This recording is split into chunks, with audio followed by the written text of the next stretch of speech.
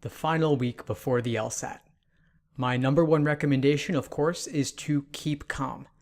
At this point, you've pretty much either got it or you don't, and you want to focus on refining and maintaining the top level performance that you've had up to this point. First off, that starts by consistently waking up at or around the same time that you'll need to on test day. Now, I've put together, of course, a variety of schedules, because that's my thing, to help you out in the final week of the exam. If you're studying full-time, if you're lucky enough to be in that position, then you want to start by taking a full-length timed exam and reviewing it, and continuing to review it, and then taking a day off. You could do this twice in the final week, which would allow you to take 2 full-length 5-section exams and review them in detail. You could also mix in some review of weak areas here and there, especially in the last few days, but the main focus should really be for you at this point, pacing and endurance. You could also do some more relaxed work, maybe by watching some of my videos or reading some articles, just getting cozy with your laptop or your iPad in bed with the covers up, some tea and some blankets, put on some nice music, whatever will help you feel relaxed and keep the stress levels to a minimum.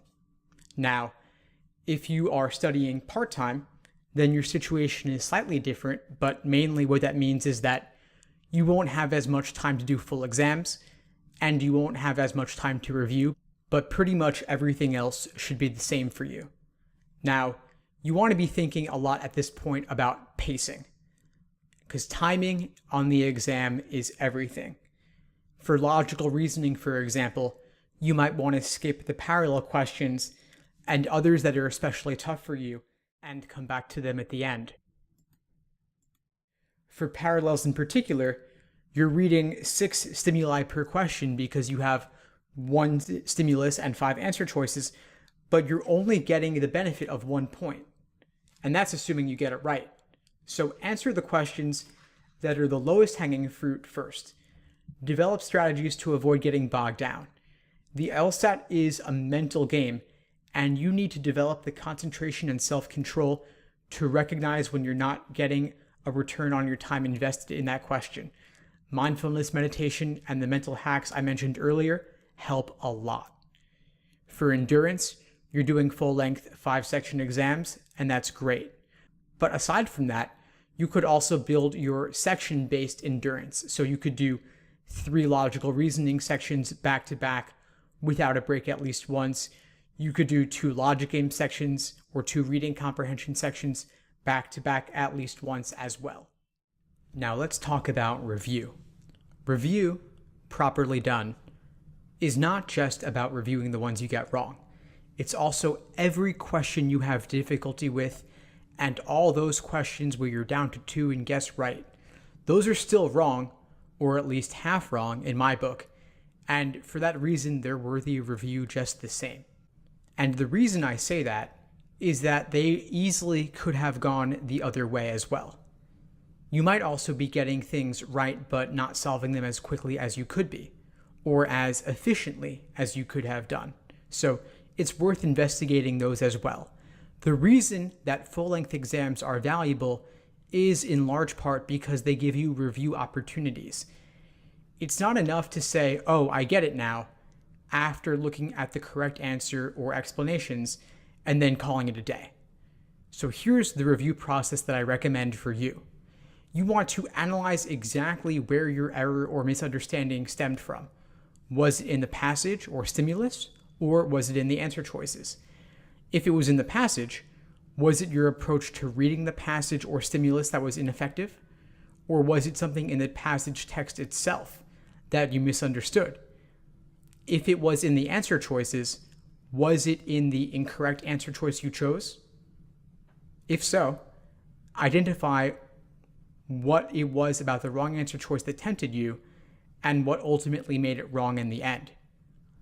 On the other hand, if it was something in the correct answer choice that made it seem unappealing, identify what that was, and then identify what made it correct in the end. By repeating this process several times, you'll see the different types of techniques they use to make incorrect answer choices tempting, and the same techniques they use to make correct answer choices unappealing. Now, right before test day, it's your job to predict where you'll ultimately end up. So what I recommend is to take the most recent exam as a full-length exam just a few days before the exam itself. This most recent exam is most likely to resemble the current direction of the LSAT as it slowly evolves, and it gives you the best indication of how you'll do on test day.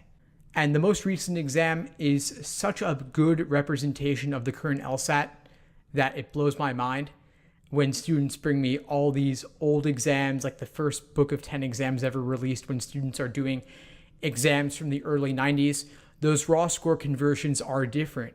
The questions look different. So do the recent exams, at least one from the most recent 5 or so, and do those in the final week before the exam. If you're taking the LSAT on a Saturday, you could review the mistakes on Thursday, do nothing Friday, and then do a favorite game or LR question as a warm-up on test day. But for your warm-up, remember, the moments before you enter the test center are not the time to review things you got wrong. They're the time to boost your ego with things you rock at. So those warm-up questions you do on test day, make them a favorite game, a favorite passage, a favorite couple of logical reasoning questions. Don't use those as your prediction of where you stand. Use your final full-length exam, or even better, the average of the most recent 5 full-length exams that you took.